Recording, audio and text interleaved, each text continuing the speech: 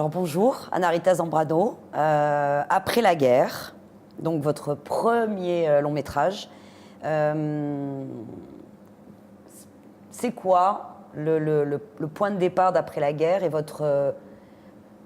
la thématique que vous vouliez le plus développer dans ce film sur un ex-terroriste italien réfugié en France et qui se retrouve à nouveau obligé de fuir avec sa fille?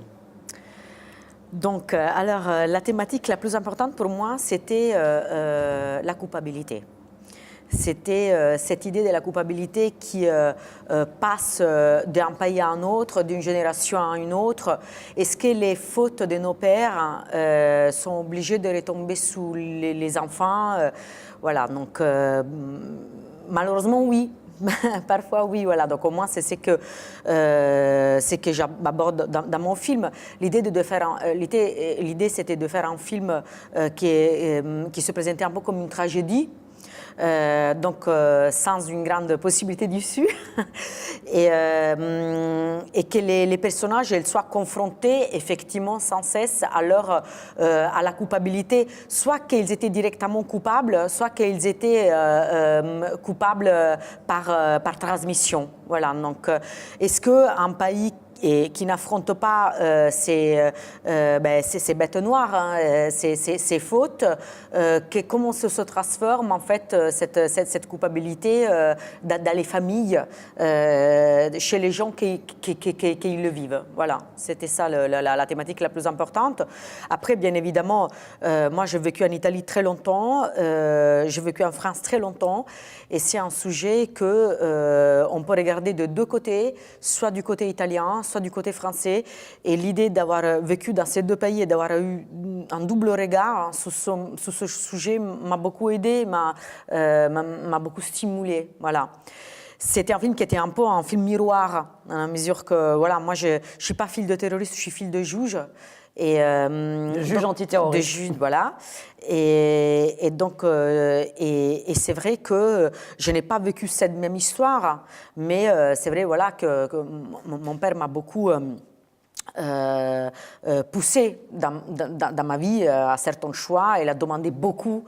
Et j'ai vécu des choses très, très difficiles. Donc, du coup, voilà, et c'était une manière aussi de réfléchir sur ça. Est-ce qu'on choisit notre famille? Est-ce que le fait qu'on ne soit pas d'accord empêche l'amour? Voilà. C'est aussi un film en creux sur aussi la notion de liberté quand on est adolescente. Parce que votre héroïne, Viola, qui est donc la fille cet ex-terroriste en fuite, revendique aussi de pouvoir respirer. C'est aussi un très beau portrait en creux, un très beau portrait d'adolescente qui a le droit de vivre une vie insouciante. Oui, moi je pense que Viola a été éduquée par Marco. Donc, je pense que par son père. Donc, c'est normal que parfois on éduque les gens en se disant tu dois être comme ça, tu dois être comme ça, tu dois être comme ça, tu dois être indépendante, tu dois être intelligente, tu dois être libre, tu dois être plus forte que les autres, plus intelligente que les autres.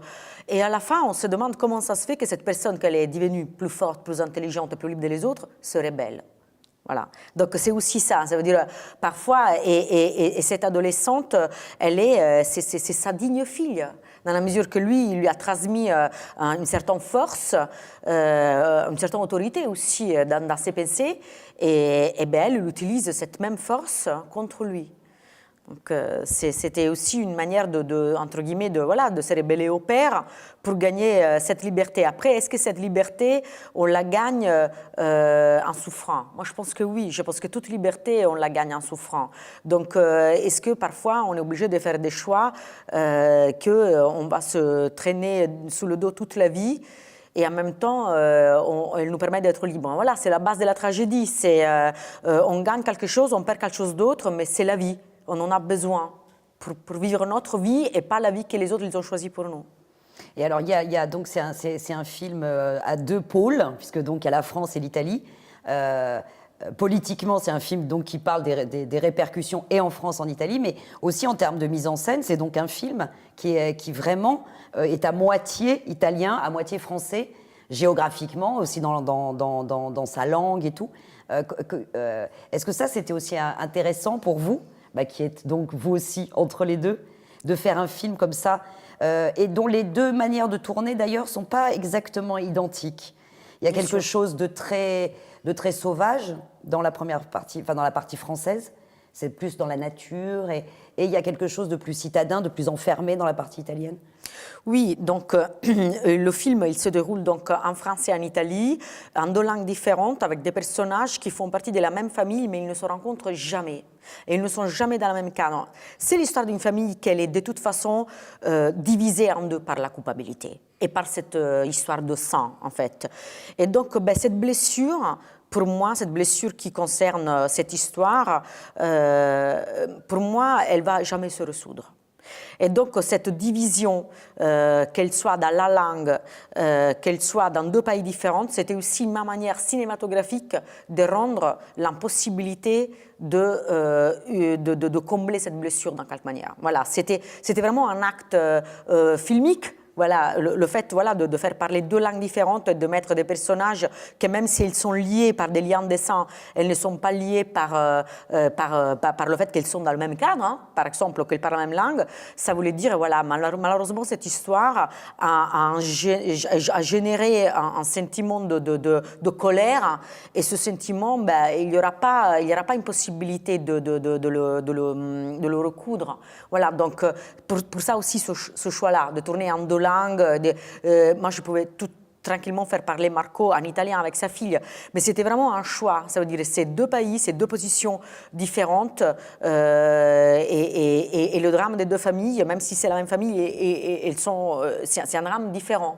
Voilà, donc, et après, oui, bien évidemment, en France, je voulais enfermer Marco et Viola dans une prison qui est une prison plus morale. Donc, effectivement, autour d'eux, il y a la nature, mais eux, ils sont enfermés dans leur drame. Voilà, donc, on est beaucoup plus enfermés quand on est libre, plutôt que quand on est vraiment enfermé. Au contraire, la famille italienne, elle est tout à fait libre de pouvoir choisir. Et elle choisit de ne pas être libre. Et donc, du coup, ils sont enfermés dans des cadres assez austères, dans des cadres fermés, dans des appartements. Et c'est aussi le miroir de ce qu'eux, ils vivent. Ça veut dire un enfermement, une incapacité, un aveuglement, voilà, vis-à-vis de leur choix. Voilà. Alors, vous avez été sélectionné au Festival de Cannes. Cette année dans la sélection Un certain regard, en compétition dans Un certain regard. Alors le Festival de Cannes, et là maintenant le Festival de Saint-Jean-de-Luz. Est-ce que, il y a eu d'autres festivals et il y en aura d'autres, parce que votre film voyage beaucoup, mais c'est quoi la différence? Est-ce que arriver au Festival de Saint-Jean-de-Luz et rencontrer un vrai public, c'est une attente différente? Bien sûr. Ça veut dire, alors, Cannes, bien évidemment, c'est un tremplin, comme on dit, c'est vraiment une passerelle très importante pour un film, et surtout pour un premier film. Après, dans le Festival de Saint-Jean-de-Luz, la rencontre avec le public est primordiale. Pourquoi? Parce que nous, on fait un film pas pour les professionnels, on fait un film pour le public. Donc, moi, ça me touche davantage le fait que les gens, elles viennent me voir. Il n'y a pas énormément de professionnels qui, à la sortie de Cannes, elles viennent te voir. Alors là, le public n'a pas un intérêt professionnel, il a un intérêt humain. Donc voilà, le Festival de Saint-Jean-de-Luz me permet ça. La salle aujourd'hui était pleine, il y avait 250 personnes et plus. Tout le monde a eu son avis, et c'est convivial.